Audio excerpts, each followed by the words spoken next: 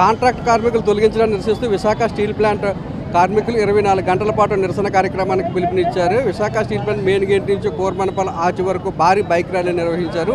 ఈ సమ్మె గురించి మరిన్ని విషయాలు మనతో మాట్లాడడానికి ఇక్కడ కాంట్రాక్ట్ కార్మికులు ఉన్నారు. సార్ చెప్పండి, ప్రధానంగా మీ డిమాండ్ ఏంటి? ఎందుకు పదే పదే మీరు రోడ్డు ఎక్కుతున్నారు? నా పేరు నమ్మి Ramana, steel plant contract labour union CITU. ఈరోజు కాంట్రాక్ట్ కార్మికులమే గత 25-30 సంవత్సరాలు బట్టి స్టీల్ ప్లాంట్లో పనిచేస్తున్నాం. మాకు నిర్వసితులుగా భూములు ఇచ్చి మాకు ఆర్కాట్లు ఇచ్చారు. ఆర్కాట్లు ఇచ్చిన చివరికి ఉద్యోగాలు ఇవ్వలేదు. ఉద్యోగాలు లేకపోయినా పర్లేదు అనేసి మీ కాంట్రాక్ట్ లేబర్గా పనిచేస్తున్నాం. ఈరోజు రాత్రి యాజమాన్యము కేంద్ర ప్రభుత్వ విధానం ప్యాకేజ్ అనేసి కార్మికులు తొలగిస్తున్నారని అన్యాయం అనేసి మేము దెబ్బదెబ్బలుగా ఆర్ఎల్సీతో కూడా మాట్లాడడం జరిగింది. అయినా యాజమాన్యం అనేది మెడికల్ టెస్ట్ అన్ని కార్మికులు అనేది ఆపడం జరుగుతుంది. కాబట్టి ఈరోజు 28వ తేదీని ఒకరోజు టోకెన్ సమ్మె అనేది కార్మికులందరం కలిసి 14,000 మంది కార్మికులమే ఈరోజు 4 షిఫ్ట్లు కలిపి సమ్మె చేయడం జరిగింది. ఈరోజు స్టీల్ ప్లాంట్ నుంచి కోరమపల్లి ఆర్చ్ వరకు కూడా ర్యాలీగా వచ్చి ఈ యొక్క పబ్లిక్కి తెలియజేయడం జరుగుతుంది. మీరు అనేక దఫాలుగా మీరు యాజమాన్యంతో చర్చలు జరిపారు, అయినా చర్చలు ఫలించలేదా? ఎందుకు యాజమాన్యం మొండికేస్తుంది అనుకుంటున్నారు? ఈరోజు కార్మికులు ఈ పరిస్థితికి ఈ స్థితికి రావడానికి కారణం కేంద్ర ప్రభుత్వం. ఈ యొక్క కేంద్ర ప్రభుత్వం నిర్ణయం అని చెప్పేసి మేనేజ్మెంట్ కూడా చెప్పడం జరుగుతుంది.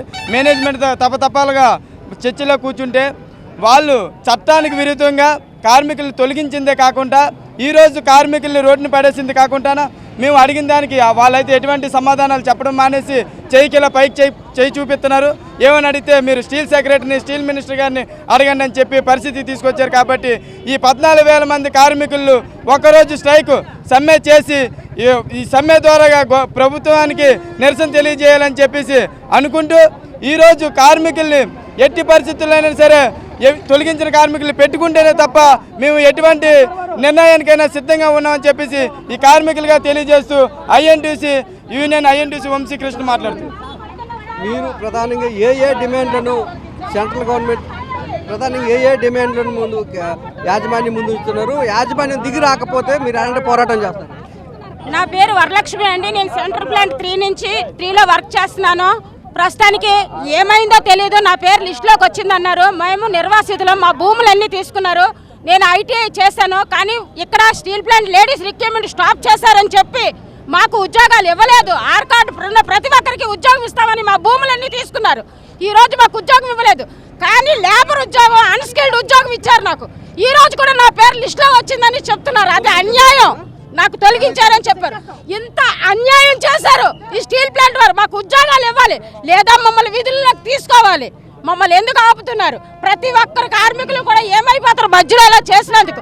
ఇక్కడ స్టీల్ ప్లాంట్ నుంచి ఏడిఎం బిల్డింగ్ నుంచి కురవనపల్లి వరకు వచ్చామండి ఎండలో.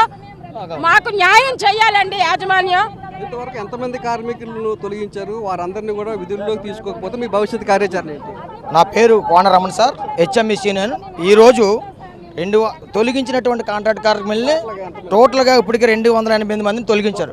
మొత్తం 1100 మంది పైసలు తొలగించారు ఆ లెక్కల ప్రకారంగా. సరే, ఏదేమైనప్పటికీ కూడా ఈరోజు నేను ఒక జనసేన పార్టీ, తెలుగుదేశం పార్టీ కూటమి కార్యకర్తగా మాట్లాడుతున్నాను. అయ్యా పవన్ కళ్యాణ్ గారు, ఈరోజు మీరు ఉప ముఖ్యమంత్రి అవడానికి మేము సాయశక్తులు, మేము డీపీ వాళ్ళమండి. మేము మీకోసం ఆహ్వానిస్తూ పోరాడి ఓటేసి గెలిపించాం. ఈరోజు కూటమి ప్రభుత్వం వచ్చిన తర్వాత అన్నవరం రామచంద్రని అలవటిస్తున్నాం.